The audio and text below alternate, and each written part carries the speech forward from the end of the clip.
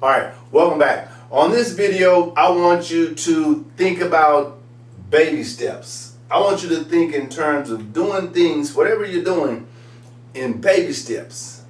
And that's how success is really generated. That's how it works. It works in baby steps.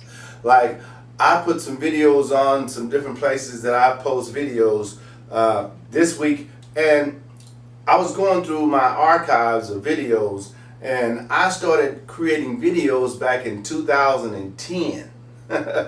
That's amazing to me. This is 2017, and I was able to put videos on those different places that I post videos to consecutively for 7 years. Bam, bam, bam, bam. Now, you know what? There's some growth involved with that. You have to realize that that's some growth. But if you look at those first videos, wow, amateur hour, here I am, right? But back then it didn't feel like so much like an amateur. I didn't feel so much like I didn't know what I was doing. Although I knew I didn't know really what I was doing, but I was enjoying what I was doing. I was beginning to feel like I had a purpose for the information that I was giving to, what I considered the world, which at the end of the day actually just became my audience, because my audience is the people who I create, right? I create an audience by putting things in certain places and letting people kind of resonate with that information. That's how you would do it too. Now, another thing I wanted to share with you on this video was, you see me in several different looks, several different backdrops, several different positions, right? Don't focus on that. Focus on the content. Sometimes, I do things for effect, because I'm a firm believer that people are attracted to certain things, right? The eye catches certain things. And, you can actually use that to your benefit if you understand that manipulation process, because we all do things psychological, right? Whether you admit it or agree to it, or it doesn't matter. It works like that. So if you see a good looking woman walking by and you're a guy, it's going to attract your eye. Boom. You see a good looking guy walk by and you're a female, it's going to attract your eye. You may not say nothing, you may not really even take a second look, but it did catch your eye. That's what it works. So when I do things like that, it's just to edify myself. Sometimes I like to dress up, sometimes I like to be casual. But in my business, I really like to be casual. In my business, I really like to do things the way I want to, right? I am the owner. I can make that call. And you would be able to make that call too once you decide to take ownership of something. So my suggestion is, you decide what you want to take ownership of. And if that's starting a business, start out with baby steps. Don't try to, become a multi-million-dollar company in 2 weeks, right?